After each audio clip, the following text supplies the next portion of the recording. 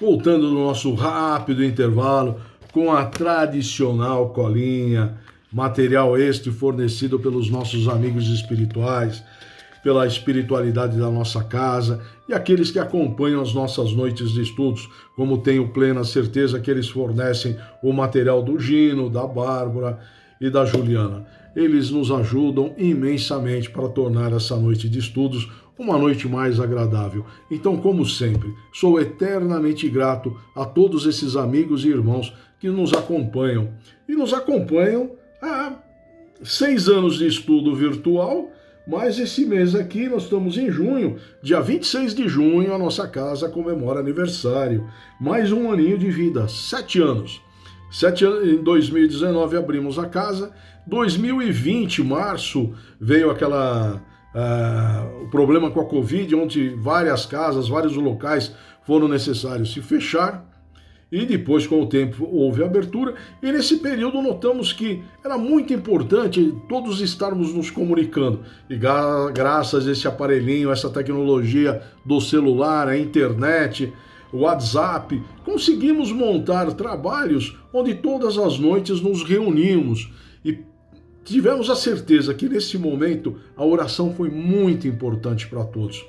Hoje esse trabalho alcança muitos lares, aqueles que não estão impedidos fisicamente ou por espaço, localização, de chegarem até nós, e temos o grande prazer de adentrar a casa de cada irmão com todos os nossos trabalhos às 21 horas. Então é um motivo de festejar esse mês, graças a Maria da Cruz, que intuiu a todos os trabalhadores, a todos os frequentadores, a podermos fazer esse trabalho online e levar esse trabalho à casa de todos, né? Porque é gostoso se reunir, podemos estar conversando, mesmo de forma virtual. Estou adentrando ao lar de cada irmão e cada irmão eu tenho o prazer inenarrável de receber em minha casa. Então, esse mês aqui é mês festivo. Nossa casa completará 7 anos, dia 26/6, uma sexta-feira.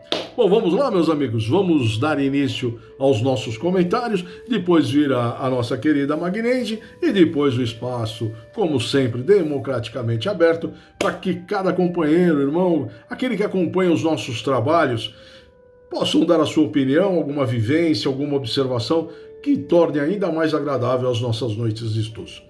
Dando início, a pergunta 708 nos fala o seguinte: não há situações em que os meios de existência não dependem de modo algum da vontade do homem, e onde a privação do necessário, o mais imperioso, é uma consequência da força das coisas? Materialização, quase a reguinha cai.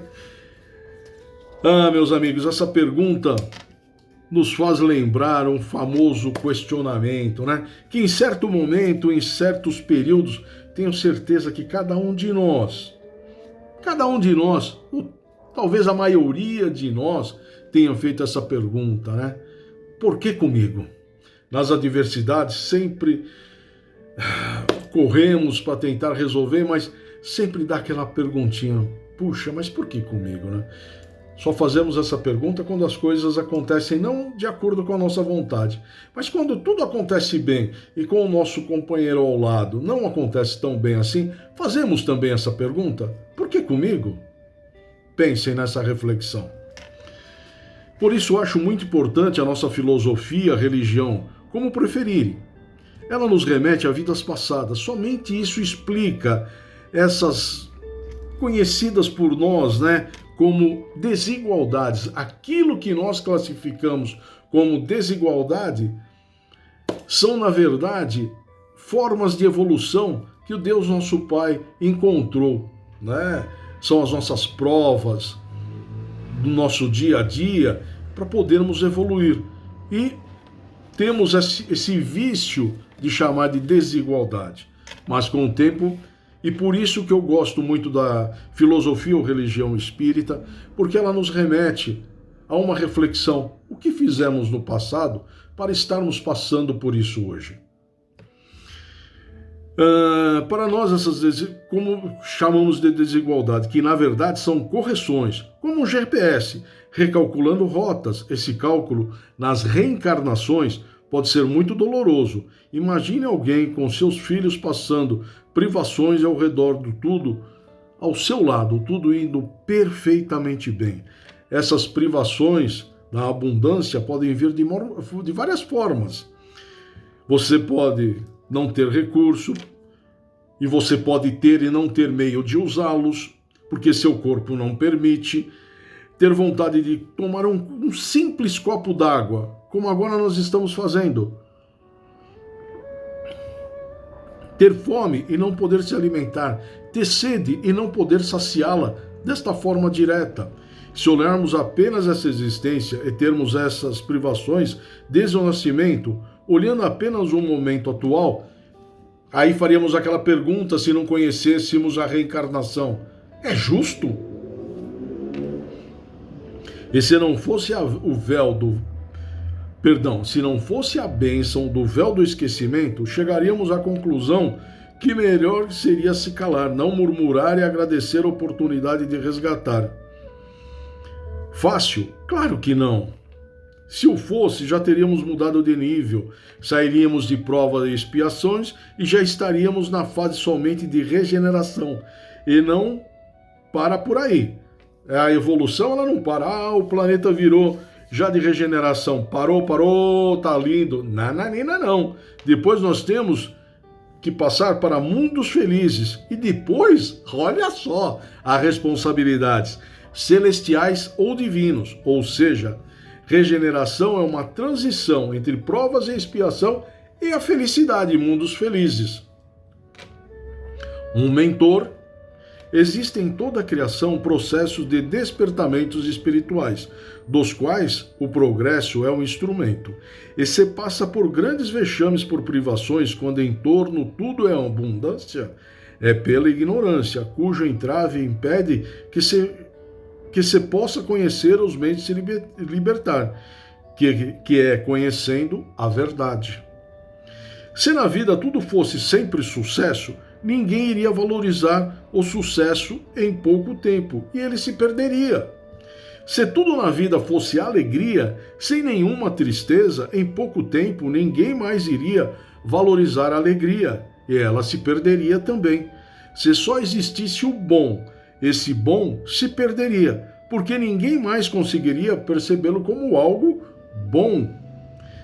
Esse se tornaria apenas o normal, algo automático, invisível aos olhos e ao coração. Ganhar pressupõe a possibilidade de perder. Subir pressupõe a existência de um baixo. Chegar pressupõe ter havido um caminho. Por isso é preciso unir o bom e o mal, a luz e as trevas, a alegria e a tristeza. Somente na síntese dos opostos, na união dos contrários, na harmonia entre ambos, é que reside a verdadeira plenitude. Hugo Lapa. Se os sofrimentos não fossem necessários, eles não existiriam. Estamos em um período de começo da maturidade. Então, essas privações, tudo isso é necessário para corrigirmos a nossa rota, para a nossa evolução.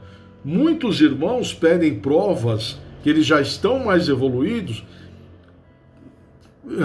passar necessidade, ter privações, para depurar tudo e eles sentir isso.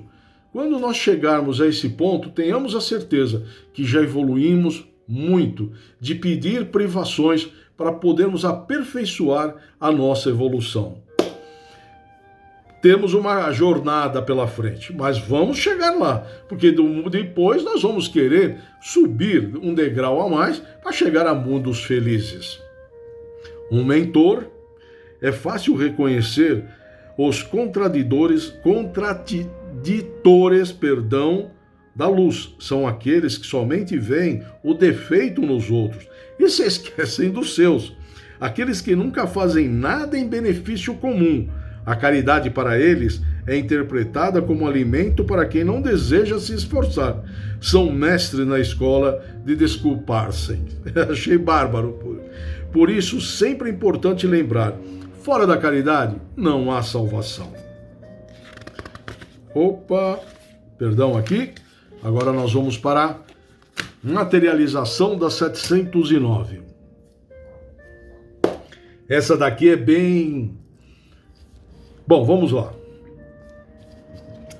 Os que, em certas situações críticas, acham-se forçados a sacrificarem seus semelhantes para se nutrirem, cometem um crime? Se há crime, ele é atenuado pela necessidade de viver que lhes dá um instinto de conservação? Materialização. A história registra vários casos desse. Na Ucrânia, em 1932 e 33, devido à guerra, o cerco de Leningrado na Segunda Guerra Mundial entre 41 e 44, a colônia de Jamestown, nos Estados Unidos, entre 1609 e 1610, conhecido como Tempo da Fome, um rigoroso inverno, dizimou a colônia inglesa. Evidências arqueológicas fizeram essa descoberta, porque essa colônia ela foi totalmente dizimada pela fome. E aí, pesquisas, trabalhos arqueológicos descobriram, fizeram essa descoberta e chegaram a essa conclusão. Como eles chegaram a essa conclusão? Encontrando restos de corpos, poderia dizer, fatiados, ossos, assim. Bom, enfim, formas que levaram a entender que ali sofreu também um canibalismo. E, infelizmente, mesmo com essa atrocidade, vamos dizer hoje, porque estamos longe da situação que eles passaram, não houveram sobreviventes. Expedição de Donner, um grupo de pioneiros americanos, ficou preso pela neve nas montanhas, na Serra Nevada, a caminho da Califórnia. E o caso mais conhecido, que é a tragédia dos Andes, que ocorreu no Chile em 1972. A queda do voo 571 da Força Aérea Uruguaia, os passageiros, uma equipe de rugby, jogadores, tipo futebol americano, ficaram presos na Cordilheira dos Andes por 72 dias, em temperaturas congelantes, sem nenhuma fonte de vegetação ou caça. O grupo tomou a decisão extrema de se alimentar dos corpos dos passageiros falecidos, para não morrerem de fome. O caso foi adaptado para a arte como o filme A Sociedade da Neve ou Sobreviventes, coisa do tipo. É bem chocante, sem dúvida nenhuma. Relatos da guerra na Europa, em abril de 2026, este ano, relatórios recentes apontam o uso de canibalismo como medida desesperada de sobrevivência em campos de batalha. Soldados da infantaria do leste da Ucrânia, na região de Donetsk, foram acusados pelos seus próprios colegas de consumir carne humana após ficarem semanas sem alimento durante o inverno. No sistema judiciário brasileiro é interessante, o canibalismo em si não é um crime tipificado com esse nome no Código Penal. Quem pratica tal ato geralmente é processado por homicídio qualificado, onde a vítima perdeu a vida, ele tirou a vida da vítima, destruição, subtração, ocultação de cadáver, que é o artigo 211 do Código Penal, vilipêndio a cadáver, que é o artigo 212, que consiste em tratar o corpo com desrespeito ou humilhação. Temos inúmeros casos de crime com essa finalidade. Infelizmente, mas sempre temos a mão de Deus. A mão de Deus, aqui eu contei vários casos onde houveram infelizmente, esse ato de canibalismo para a sobrevivência. Mas existem muitos desses casos que são usados ainda em magia, trabalhos.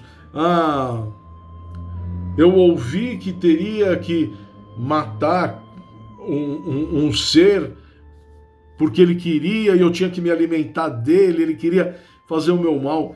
Os índios, lá atrás, 1500, eles se alimentavam dos outros guerreiros para pegar a energia, a força, a coragem deles. Mas se alimentavam deles dessa forma. Havia o canibalismo também para se alimentar. Algumas tribos aqui no Brasil, poucas, não vou lembrar o nome exatamente, pois se alguém lembrar, coloca aí no nosso grupo, no nosso espaço democrático, né?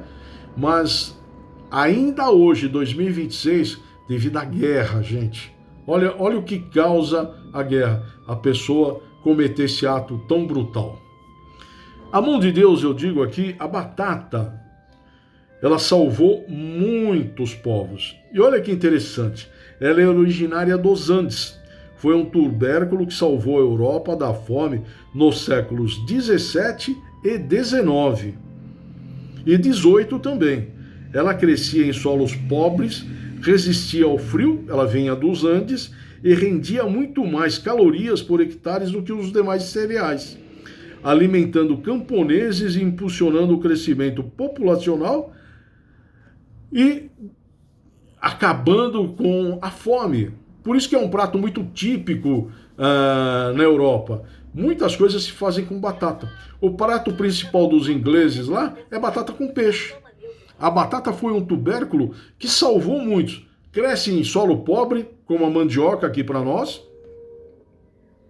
Ela é uma fonte de caloria maior do que outros cereais e ela resiste à diversidade do tempo. É a mão de Deus colocando ali. Uma batata que hoje compramos na feira foi tão importante para não haver outros povos dizimados. Que maravilha, é a mão de Deus. Um mentor, ninguém pode matar os seus semelhantes desculpando-se por necessidade. Forjadas para tirar alguém do seu caminho, só quem pode tirar a vida física é aquele que deu a vida. Se necessário, se faz que tenhamos respeito pelo semelhante, para que eles tenham respeito por nós. Ó, meus amigos, espera aí só um minutinho. Vamos pular aqui, vamos ver se volta a nossa musiquinha de fundo. Está carregando, voltou. Se a vida é amor, como violentar essa lei? Não é verdade? Miramês? O criminoso pagará duplamente esta falta, por meios variados, no sentido de aprender a respeitar a vida. Se a carência alimentar faz alguém sofrer, este deve sofrer com resignação e paciência, mas não violentar a lei que diz: não matarás. Um comentário que nos faz pensar muito e nos dar a certeza de dias melhores. Estamos sentindo a chegada do fim dos tempos maus, e essa época que está limpo se limpe mais, o que está sujo se suja mais.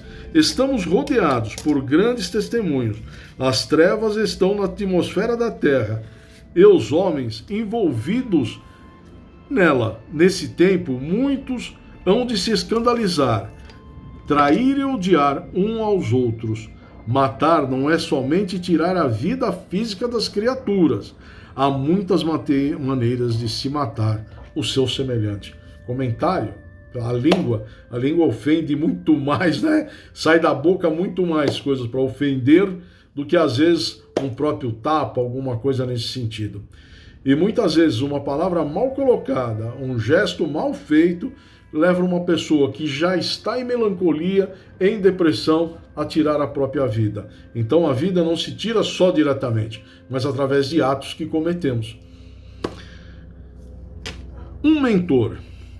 Quem conhece a Jesus não tem o direito de tirar a vida de ninguém, dizendo-se inocente, ignorante ou necessitado, pois sabe que ele sacrificou a si mesmo para deixar que os outros vivessem. Ainda no lenho em forma de cruz, pediu por seus algozes, rogando a Deus: perdoai-lhes, Pai. Eles não sabem o que fazem. Fim. Encerramos esta noite de estudo com esta tão famosa frase: perdoa-lhes, Pai. Eles não sabem o que fazem. Isso serve ainda para muitos de nós, né? Para nós, sem exceção, estamos em evolução. Muitos vêm nos ajudar, nos intuir, estarem junto conosco. A caminhada é longa, mas sabemos que após isso teremos mais uma outra caminhada até chegar em mundos felizes. E quando ouvirmos algo sobre isso, sobre canibalismo, vamos ter a certeza que isso ficou num passado distante, muito distante. Hoje é fácil nós fazermos um comentário, pelo amor de Deus, jamais faria um negócio desse.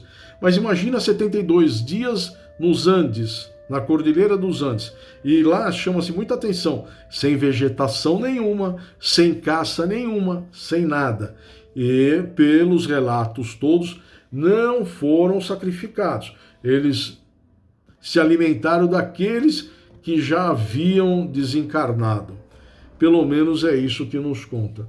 E quem somos nós para condená-los nessa situação? Eu digo, se cada um cometeu um erro, alguma coisa, isso pertence a ele, ele será responsável por isso e terá uma nova oportunidade de correção, como nós estamos tendo esta oportunidade.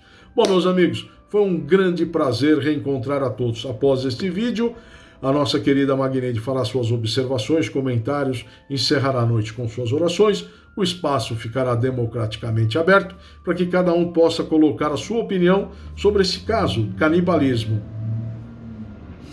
E lembrando que muitos praticaram lá atrás, no passado, depois veio a mão de Deus e colocou a batata, se eu não me engano, no século XVIII, por aí, que acabou salvando muitos, milhares, centenas e milhões de pessoas.